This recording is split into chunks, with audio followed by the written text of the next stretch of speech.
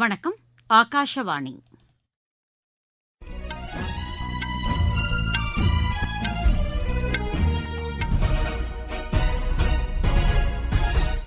செய்திகள் வாசிப்பவர் சித்ரா பாலசுப்ரமணியன். தலைப்புச் செய்திகள்: கடலோர காவல் படையின் திறன்களை மேம்படுத்துவதற்கான திட்டங்களுக்கு பாதுகாப்பு தளவாடங்கள் கொள்முதல் குழுமம் ஒப்புதல் அளித்துள்ளது. குழாய் மூலம் குடிநீர் இணைப்பு வழங்கும் திட்டத்தின் மூலம் தமிழகத்தில் உள்ள 84% கிராமப்புற வீடுகள் பயனடைந்துள்ளதாக மத்திய அரசு தெரிவித்துள்ளது. தமிழகத்தில் நூலகங்களின் மேம்பாட்டிற்காக 10 கோடி ரூபாய் நிதியுதவி வழங்கப்பட்டுள்ளதாக மத்திய அமைச்சர் திரு கஜேந்திர சிங் ஷெகாவத் கூறியுள்ளார். சாதிவாரி கணக்கெடுப்பை மத்திய அரசு நடத்த வேண்டும் என காங்கிரஸ் வலியுறுத்தியுள்ளது. பாரிஸ் ஒலிம்பிக் ஹாக்கி போட்டியில் இந்தியா அர்ஜென்டினா இடையேயான ஆட்டம் டிராவில் முடிவடைந்தது. இனி விரிவான செய்திகள். பாதுகாப்பு தளவாடங்கள் கொள்முதல் குழுமத்தின் கூட்டம் பாதுகாப்புத்துறை அமைச்சர் திரு ராஜ்நாத் சிங் தலைமையில் இன்று புதுதில்லியில் நடைபெற்றது. கடலோர காவல்படையின் திறன்களை மேம்படுத்துவதற்கான திட்டங்களுக்கு இக்கூட்டத்தில் ஒப்புதல் அளிக்கப்பட்டதாக மத்திய அரசின் செய்திக்குறிப்பு தெரிவிக்கிறது. தமிழகத்தில் பசுமை சுற்றுலா திட்டங்களுக்கு ஊக்கமளிக்கப்படும் என மத்திய சுற்றுலாத்துறை அமைச்சர் திரு கஜேந்திர சிங் ஷெகாவத் கூறியுள்ளார்.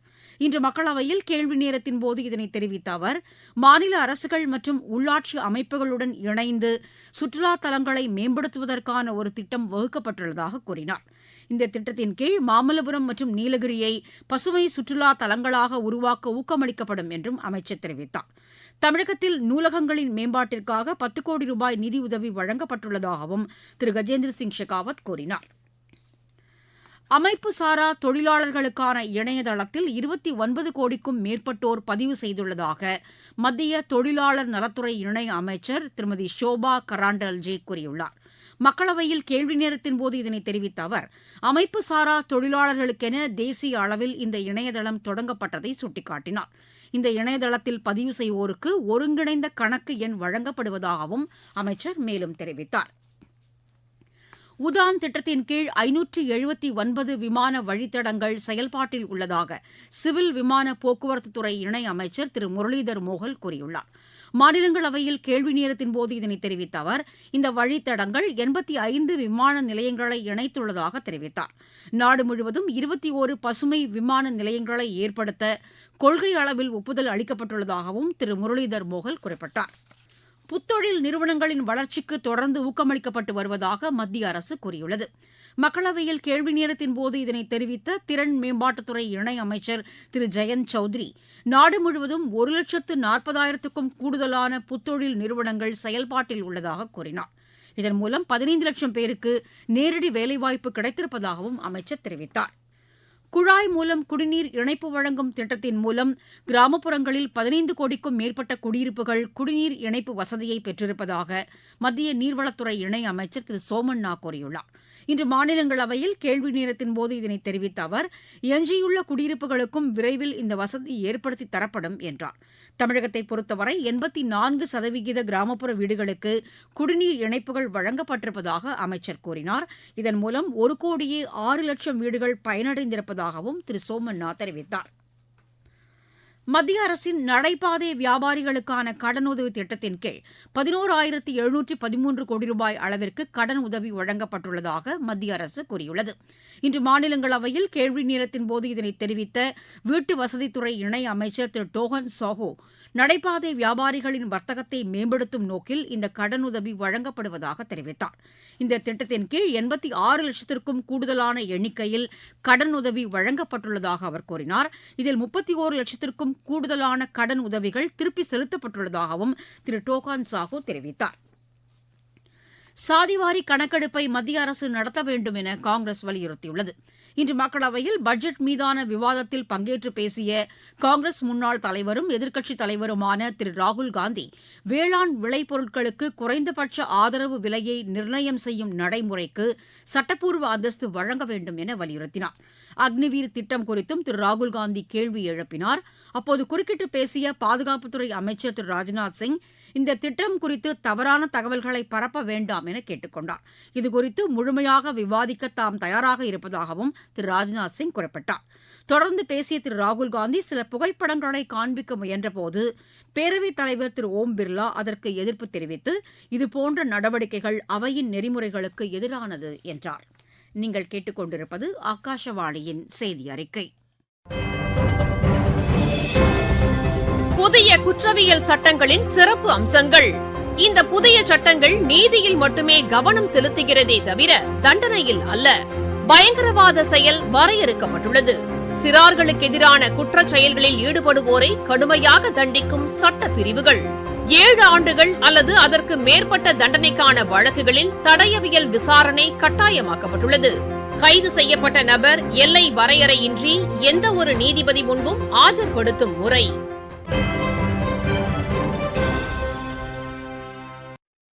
தேசிய கல்விக் கொள்கை ஒவ்வொரு மாணவரின் திறனை வெளிக்கொண்டு வர உதவிடும் என மத்திய கல்வித்துறை இணையமைச்சர் டாக்டர் சுகந்தா மஜும்தார் தெரிவித்துள்ளார்.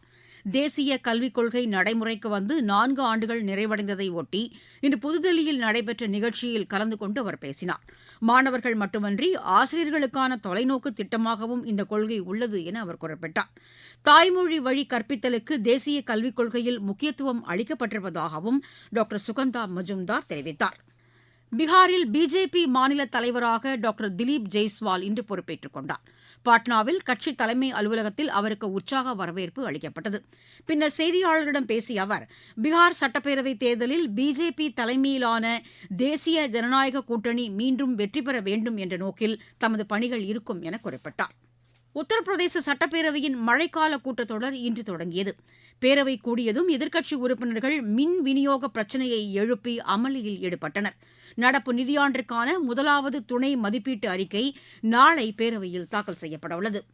தமிழகத்தில் மகப்பேறு உயிரிழப்புகள் பெருமளவில் குறைந்துள்ளதாக மக்கள் நல்வாழ்வுத்துறை அமைச்சர் திரு மா சுப்பிரமணியன் கூறியுள்ளார்.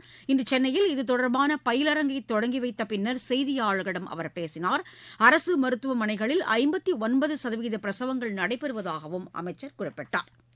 தமிழகத்தின் கிருஷ்ணகிரி மாவட்டம் ஒசூர் வனக்கோட்டத்தில் காட்டு யானைகளை கண்காணிப்பதற்கென கட்டுப்பாட்டு மையம் ஒன்று திறக்கப்பட்டுள்ளது.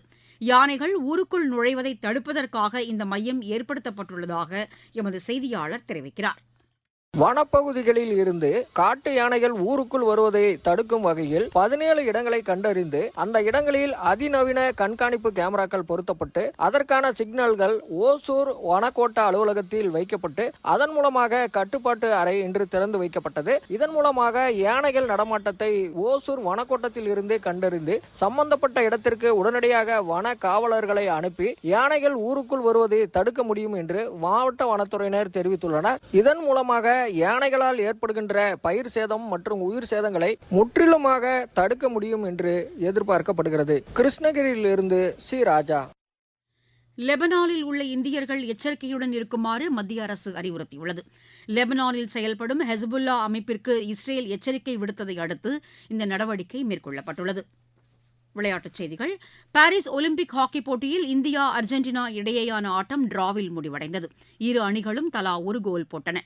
துப்பாக்கிச் சுடும் போட்டியில் இந்தியாவின் மனு பாக்கர் சர்போஜித் சிங் இணை வெண்கலப் பதக்கத்திற்கான ஆட்டத்திற்கு முன்னேறியுள்ளது.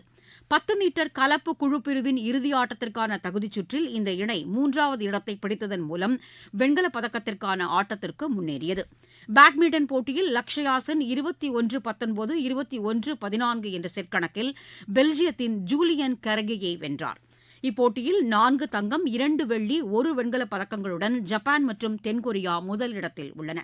4 தங்கம் உட்பட 6 பதக்கங்களுடன் ஆஸ்திரேலியா 3வது இடத்திலும், 3 தங்கம் உட்பட 12 பதக்கங்களுடன் அமெரிக்கா 4வது இடத்திலும் உள்ளன. 1 வெண்கலப் பதக்கத்துடன் இந்தியா 22வது இடத்தில் உள்ளது. ஈரானில் நடைபெற்ற இயற்பியல் ஒலிம்பியாடில் இந்தியா 2 தங்கம், 3 வெள்ளிப் பதக்கங்களை வென்றது. ரிதம் கேடியா மற்றும் வேட் லஹோட்டி தங்கப்பதக்கம் வென்றனர். ஆகாஷ் ராஜ் சஹாய், பாவ்யா திவாரி மற்றும் ஜெய்வீர் சிங் வெள்ளிப்பதக்கம் வென்றனர். மீண்டும் தலைப்புச் செய்திகள். கடலோர காவல் படையின் திறன்களை மேம்படுத்துவதற்கான திட்டங்களுக்கு பாதுகாப்பு தளவாடங்கள் கொள்முதல் குழுமம் ஒப்புதல் அளித்துள்ளது. குழாய் மூலம் குடிநீர் இணைப்பு வழங்கும் திட்டத்தின் மூலம் தமிழகத்தில் உள்ள 84% கிராமப்புற வீடுகள் பயனடைந்துள்ளதாக மத்திய அரசு தெரிவித்துள்ளது. தமிழகத்தில் நூலகங்களின் மேம்பாட்டிற்காக 10 கோடி ரூபாய் நிதியுதவி வழங்கப்பட்டுள்ளதாக மத்திய அமைச்சர் திரு கஜேந்திர சிங் ஷெகாவத் கூறியுள்ளார். சாதிவாரி கணக்கெடுப்பை மத்திய அரசு நடத்த வேண்டும் என காங்கிரஸ் வலியுறுத்தியுள்ளது. பாரிஸ் ஒலிம்பிக் ஹாக்கி போட்டியில் இந்தியா அர்ஜென்டினா இடையேயான ஆட்டம் டிராவில் முடிவடைந்தது. செய்தி அறிக்கை நிறைவு பெற்றது.